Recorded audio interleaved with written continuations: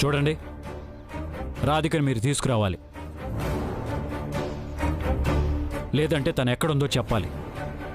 అప్పటి వరకు భార్గవ్ని రిలీజ్ చేసే ప్రసక్తే లేదు. కార్తీక్, కార్తీక్ ఆగు. నేను చెప్పేది వినరా, నా మాట ఒక్కసారి వినరా. పాపం వాళ్ళ బాధని అర్థం చేసుకోరా. అమ్మా, నా డ్యూటీకి సంబంధించిన విషయంలో నేను ఎవరి మాట విన్ను. దయచేసి మీరెవరూ జోక్యం చేసుకోకండి. ఈ విషయం గురించి ఎవరూ మాట్లాడొద్దు. కార్తీక్, కార్తీక్,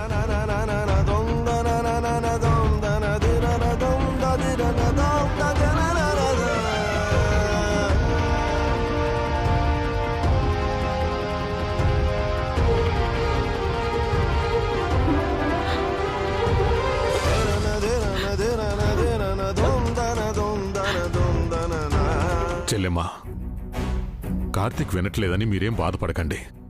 లాయర్తో మాట్లాడి రేపు ఉదయాన్నే భార్గవ్కి బెయిలొచ్చేటట్టు నేను చేస్తాను, సరేనా? మీ ముందే ఇంత నిర్మోహమాటంగా మాట్లాడిన వాడు రేపు మీరు బెయిల్ ఇప్పిస్తామంటే ఒప్పుకుంటాడా? ఇప్పటి వరకు మాకు జరిగిన శాస్తి చాలు. మా చావు మేం చేస్తాం. ఆ దేవుడు మాకు ఏదో ఒక దారి చూపిస్తాడు. వదినా, ఇది పంతాలకు పోయే విషయం కాదు. దయచేసి మా మాట వినండి. ప్లీజ్ అండి, మీరింకేం మాట్లాడకండి. పూర్ణ, పదవే. వదినా, వదినా,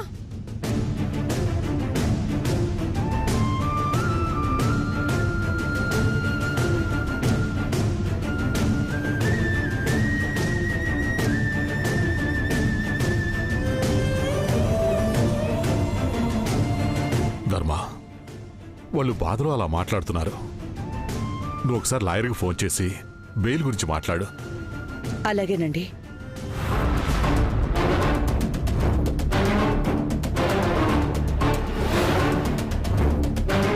సకల, ఫోన్ ఎందుకు లాక్కున్నావు? అమ్మా, నీ కోడలు ఇంటికి తిరిగొచ్చే బంగారం లాంటి అవకాశాన్ని నీ చేతులారా నువ్వే వదులుకుంటున్నావు. నీకు తెలియడం లేదా? రాధిక తిరిగొచ్చే అవకాశమా? నువ్వేం మాట్లాడుతున్నావు నాకు అర్థం కావట్లేదు. అమ్మా, రాధిక పెయింటింగ్స్ని తీసుకొచ్చి వాళ్ళ ఇంటి ముందు పెట్టి వెళ్ళిందంటే రాధిక ఎక్కడుందో ఖచ్చితంగా వాళ్ళకి తెలిసే ఉంటుంది. కాకపోతే భయంతో చెప్పట్లేదు. అయితే దానికి దీనికి సంబంధం ఏంటి? రాధికని రప్పించడం కోసమే కార్తిక్ భార్గవ్ని అరెస్ట్ చేశాడు. అన్నయ్య కష్టంలో ఉన్నాడని తెలియగానే రాధిక ఖచ్చితంగా తిరిగి వచ్చేస్తుంది. అదే నువ్వు భార్గవ్ని బెయిల్ మీద ఇప్పిస్తే రాధిక వస్తుందా? నువ్వే చెప్పు. అమ్మా, పాపం స్వీటీ రాధిక కోసం అల్లాడిపోతుంది. అలాగే రాధిక ఎలాంటి నేరం చేయలేదని నిరూపించుకుంటే భార్య స్థానం ఇస్తానని కార్తిక్ చెప్పాడు. అందుకని రాధికని రప్పించడం కోసమే కార్తిక్ ఇలా చేస్తున్నాడేమో అని నాకు అనిపిస్తుంది. అందుకే ఈ ఒక్క విషయంలో నువ్వు కార్తిక్ మాట వినమ్మా. తొందరపడి రాధిక తిరిగొచ్చే అవకాశాన్ని దూరం చేసుకోకు, సరేనా? యాండి, సకల చెప్పేది కూడా నిజమే అనిపిస్తోంది. రాధికని వచ్చేలా చెయ్యడం కోసమే కార్తీక్ ఇలా చేస్తున్నాడేమో. అందుకని ఒకరోజు ఆగి చూద్దామండి. నిజంగా రాధిక వస్తుందేమోనని నాకు అనిపిస్తోంది. ఒకవేళ అప్పటికి కూడా రాకపోతే అప్పుడు భార్గవ్ బెయిల్ పని చూద్దాం. ఏమంటారు? సరే, అలాగే. రాధిక అభిమన్యుడిని చంపిన తర్వాత అర్జునుడు వచ్చాడు. ఇప్పుడు మీ అన్నని విడిపించుకోవడం కోసం నువ్వు ఎక్కడ దాక్కున్నా చచ్చినట్టు వస్తావే. ఆ తర్వాత కార్తిక్ నిన్ను అరెస్ట్ చేయడం, జైలుకి పంపించడం, లైఫ్ లాంగ్ నువ్వు జైల్లోనే మగ్గిపోవడం.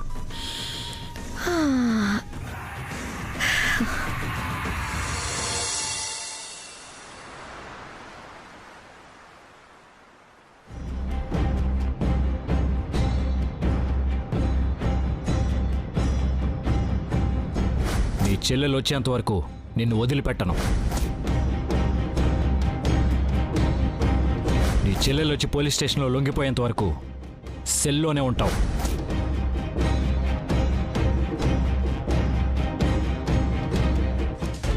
నిజం చెప్పిన బావ నమ్మడం లేదు. నమ్మడం కాదు కదా, కనీసం వినడానికి ఆలోచించడానికి కూడా ప్రయత్నించడం లేదు. ఎలా రిలీజ్ అవ్వాలో అర్థం కావడం లేదు. పాపం అమ్మ నా గురించి చాలా భయపడుతూ ఉంటుంది.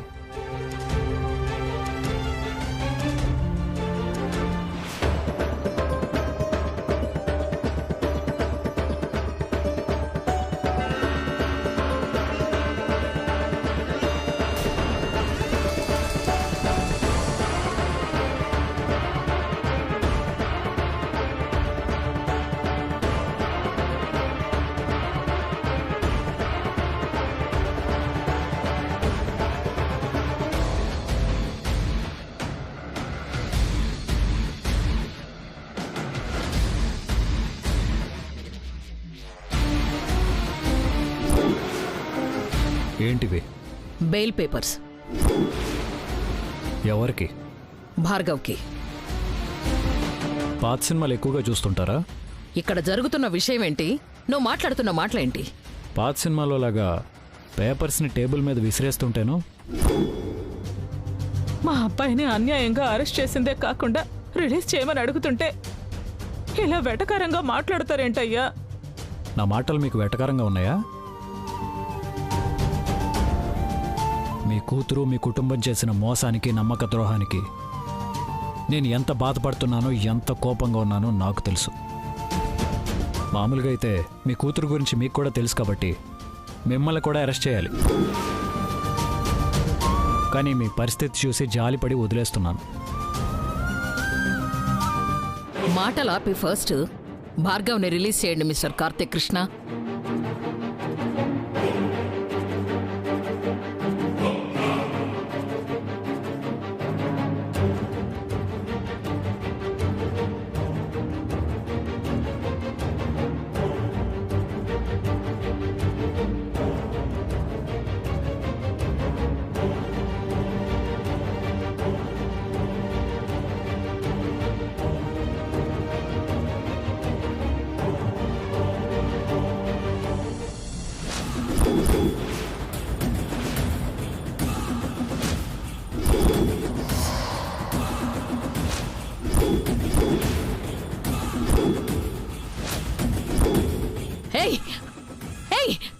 బెయిల్ పేపర్స్ అవి చించేస్తావేంటి?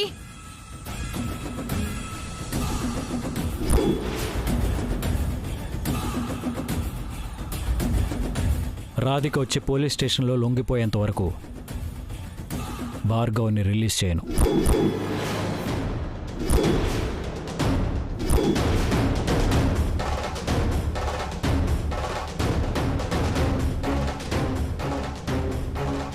ఎస్పీ గారు,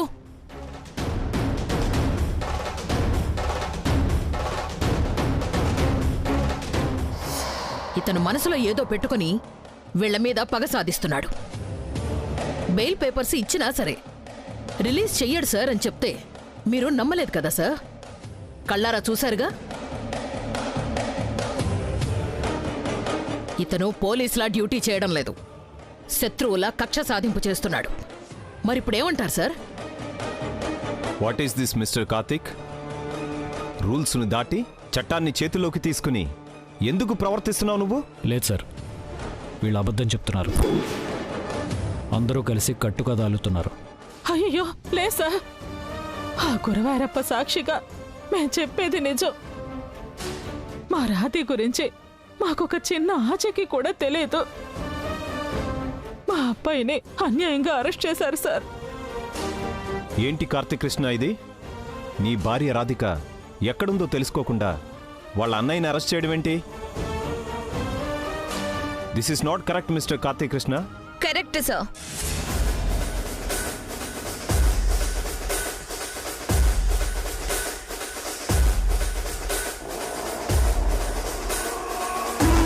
మా తమ్ముడు చేసింది 100% కరెక్ట్ సార్. ఈ భార్గవ్ వాళ్ళ కుటుంబం కలిసి రాధికని ఎక్కడో దాచిపెట్టారు. పల్లవిని చంపిన నేరం నుంచి రాధికని కాపాడాలని చూస్తున్నారు. ఆ నేరంలో నా తమ్ముడిని దోషిగా నిలబెట్టి అన్యాయంగా బలి చేయాలని చూస్తున్నారు. నా కూతురి ప్రాణాలు పోవడానికి కారణం మీ తమ్ముడు. ఆ నేరం నుంచి బయటపడ్డానికి రాధిక నిరికించాడు. లేదు, పల్లవి ప్రాణాలు పోవడానికి 200% రాధికే కారణం. అందుకు సంబంధించి కార్తిక్ దగ్గర కొన్ని ఎవిడెన్స్లు కూడా ఉన్నాయి. ఏంటమ్మా ఇది? ఏ పాపం తెలియని నా కూతురు మీద ఇలా నేరాల మీద నేరాలు మోపుతున్నారేంటమ్మా? నేరాలు మోపడం కాదు, ఇదే నిజం. పల్లవి ప్రాణాలు పోవడానికి మీ రాధికే కారణం. మీ రాధిక ఎలాంటి నేరం చేయకపోతే తనెందుకు దాక్కుంటుంది? ఇన్ని రోజులైనా బయటికి రాకుండా ఎందుకుంటుంది? నా కూతుర్ని చంపినట్టే ఆ రాధికని కూడా మీ తమ్ముడే మాయం చేసుంటాడు. Stop it, just stop it. ఏంటి న్యూసెన్స్? ఇది పోలీస్ స్టేషన్ అనుకుంటున్నారా లేదంటే మీ ఇల్లు అనుకుంటున్నారా? Karthik, come to my cabin.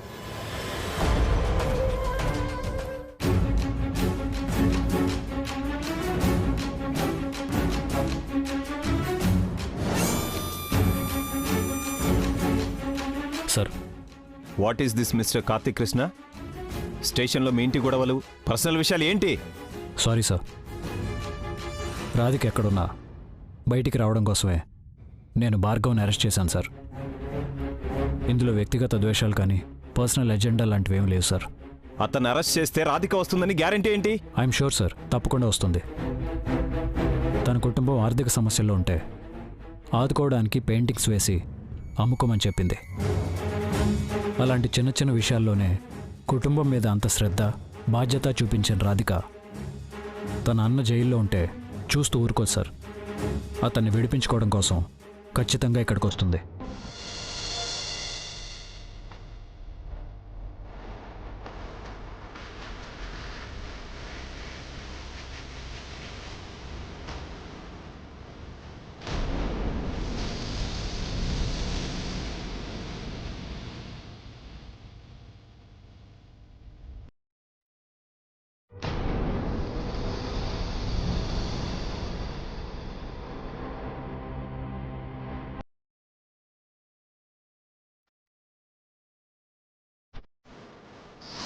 C mister Karthik Krishna, నీ మొదటి భార్య పల్లవి చనిపోవడం వెనక, రాధిక మిస్ అవడం వెనక నువ్వే కారణమని నీ మీద కంప్లైంట్స్ కూడా ఇచ్చారు.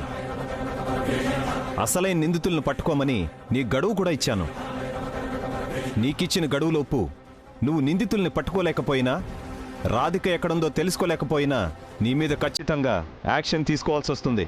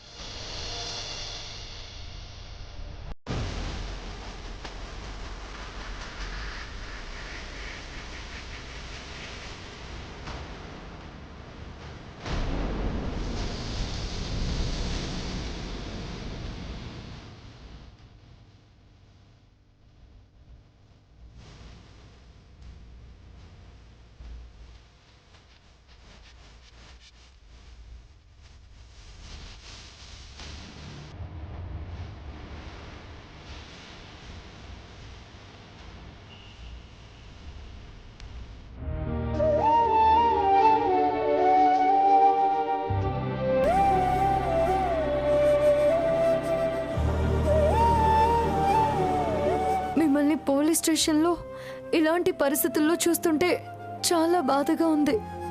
మీకు మేలు చేయాలని నేను చేసిన ప్రయత్నం మిమ్మల్ని సమస్యల్లో పడేస్తుందనుకోలేదు. నా కారణంగా మీరు పోలీస్ స్టేషన్ మెట్లెక్కాల్సిన పరిస్థితి వచ్చింది. నన్ను క్షమించండి.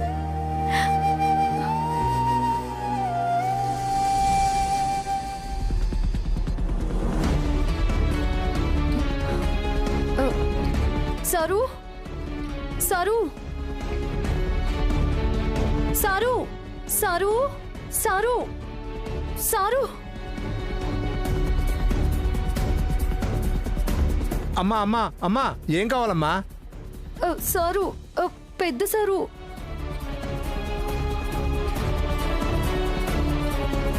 పెద్ద సార్ బిజీగా ఉన్నారు కానీ విషయం ఏంటో చెప్పు. ఇగో బాబాయ్ గారు, నాకు చాలా పెద్ద కష్టం వచ్చింది.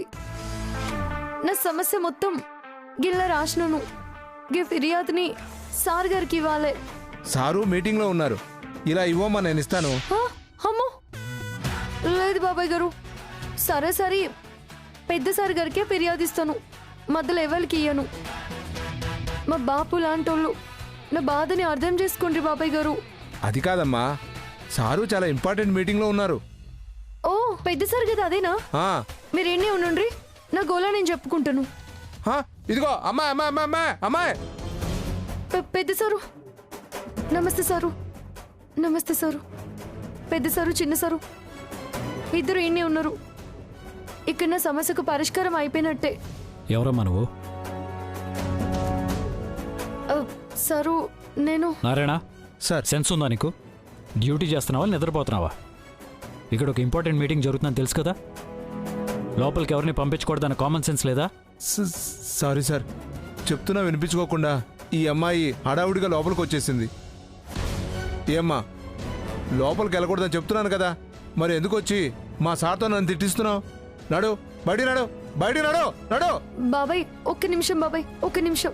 పెద్ద సారు, చిన్న సారు, నేను చాలా పెద్ద సమస్యలో ఇరుక్కుపోయినా. నా సమస్య అంతా ఇగో గిన్నెల రాసినాను.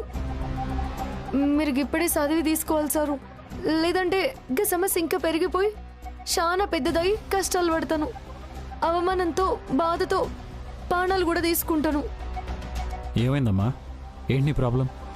ఇగో గిన్నెల రాసిన సారు, నేను చెప్పే కంటే మీరు చదివితేనే ఇంకా సమస్య ఏందో మీకు అర్థమవుతుంది.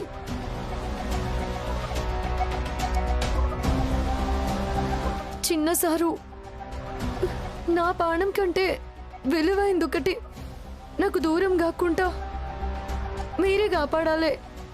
మీరే కాపాడాలి. మీరు మాత్రమే కాపాడగలరు. అందుకే మిమ్మల్ని ఎత్తుక్కుంటూ వచ్చినాను. సరేనమ్మా, సార్తో మీటింగ్ అయిపోయిన తర్వాత నేను నీ కంప్లైంట్ చూస్తాను. నీ ప్రాబ్లం వెంటనే సాల్వ్ అయ్యేలా చూస్తాను. ఇక నువ్వు వెళ్ళమ్మా. మంచిది పెద్ద సారు, మంచిది చిన్న సారు, పోయిస్తా.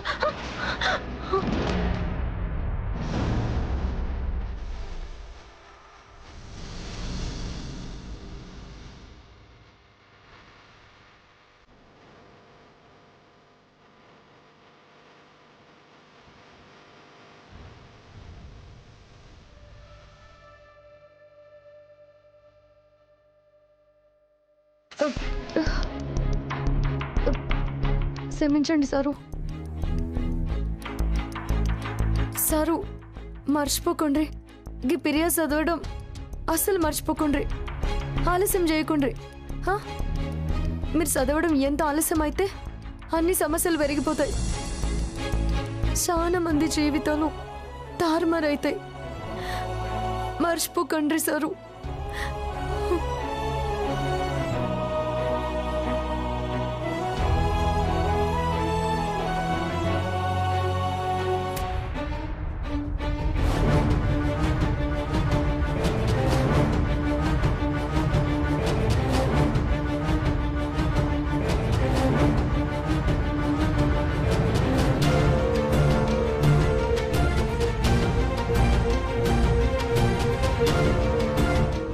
ఈ అమ్మాయి ఎవరో పిచ్చిదానిలా ఉందయ్యా. ప్రాబ్లం ఏంటో చెప్పకుండా గోలగోల చేసేసింది. పేపర్ ఏదో ఇచ్చి హడావుడి చేసేసింది. ఇందులో ఈ మధ్య పోలీసుల్ని ప్రాంక్ చేయడం అందరికీ ఫ్యాషన్ అయిపోయింది. ఛ!